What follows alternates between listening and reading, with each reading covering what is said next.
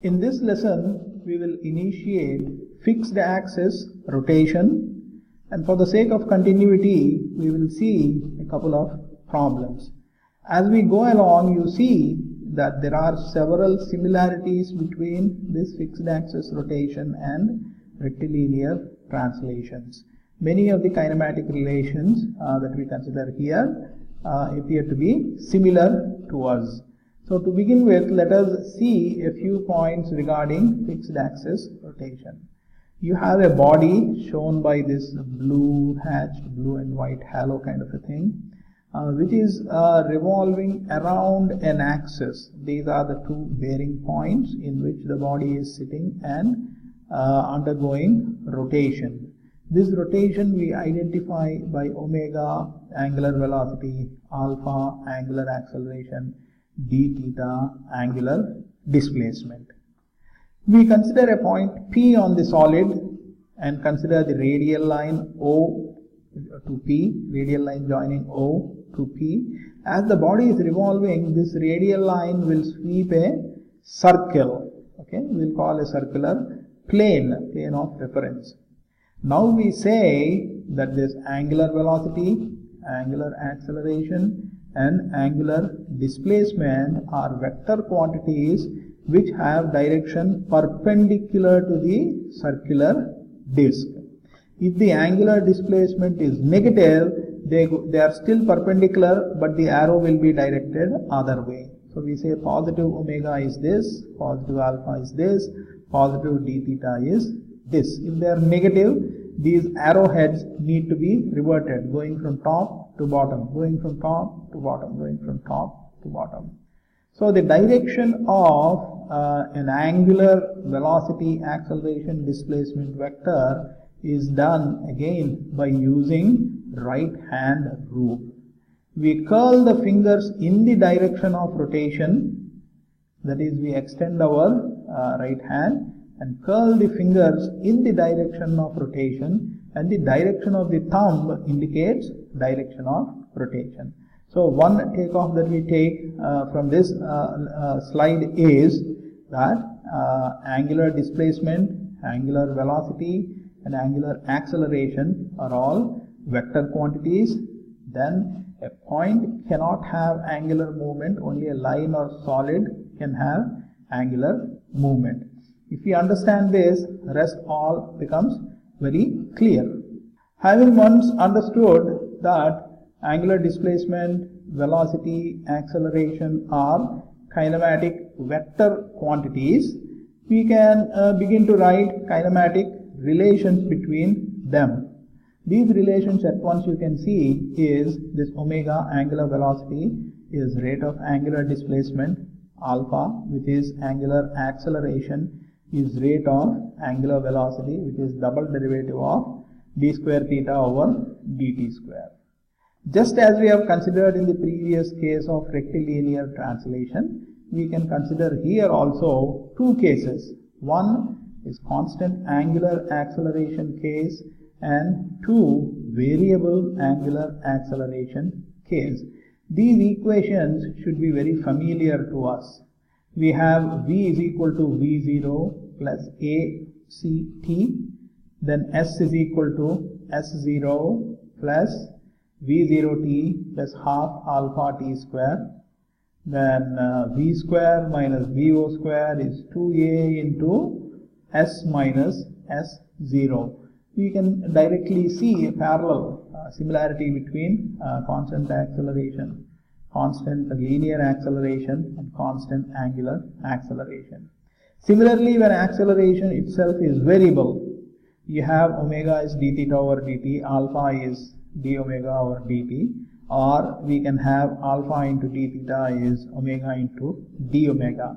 This equation again you can see is similar to the variable rectilinear acceleration equation, namely a into ds is equal to v into dv.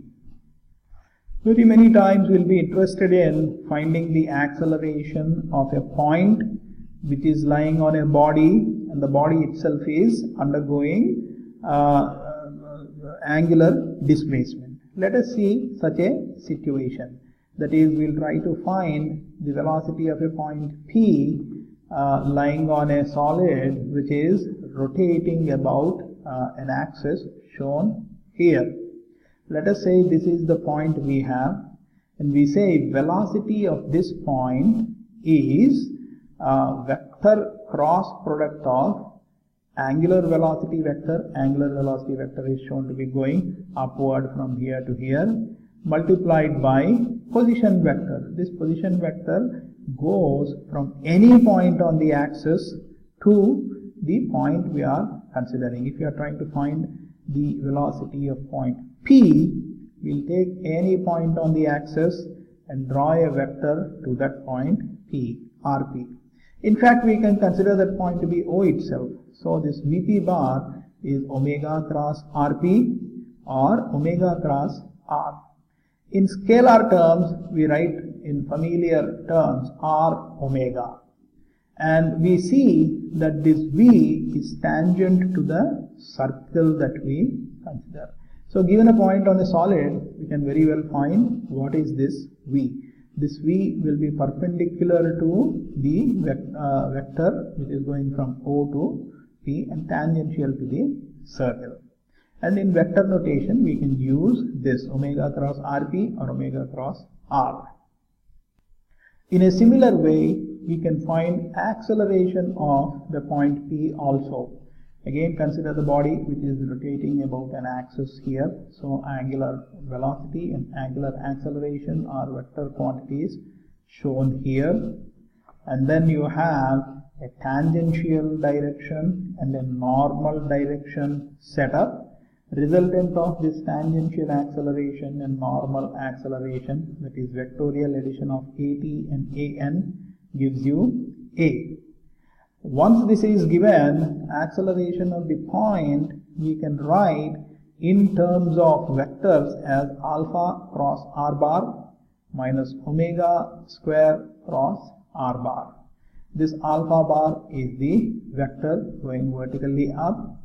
Then this R bar is a vector going from here to here. Okay? Or you can say tangential component is R alpha and normal component is omega square R.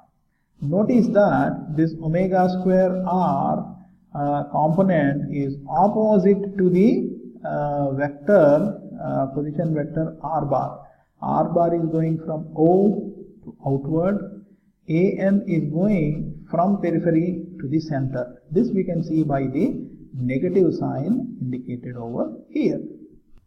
We'll try to go through 3 examples for the sole purpose of familiarizing with the notation used. Problem 1 we consider is shown here. The flywheel is rotating with an angular velocity of 4 under root theta, 4 square root of theta, or theta to the power of half radians per second, where theta is in radians. And we are required to determine the time it takes for it to achieve an angular velocity of 50 radians per second. We are given that at time t is equal to 0, theta is equal to 0. These are the initial conditions. So to begin with, we will identify that when omega is 150 radians per second, okay, when it attains 150 radians per second, the angle turned is 140.65 radians, because 4 under root 150 is equal to omega. So this theta is omega by 4 whole square is equal to 1406.25 radians.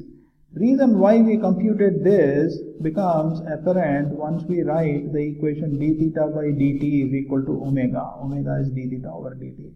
So if you have to integrate between 0 to theta, you need the limit of integration. That limit is given by this 1406. So 0 to 1406 d theta over dt is 4 integral 0 to t dt. Therefore, t is equal to 18.25 seconds. Though it is very simple, as I said, I included it only to give you a feel and familiarize you with the notation we are using. All the rest is exactly identical to the linear case we have seen. In case of theta, you have linear displacement x. In case of omega, we have linear velocity v. In place of alpha, we have acceleration a, either a with subscript t tangential or a with subscript n normal. We'll quickly go over a second example which is shown here.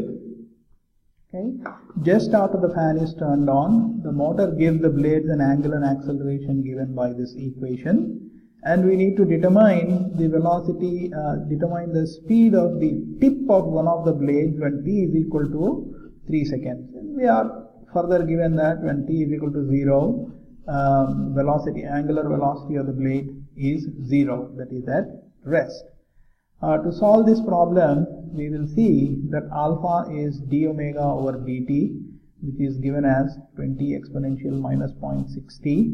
So we integrated both sides, we get what is omega, and then once again integrate this omega, which is d theta over dt, to get theta t as the quantity which is shown here.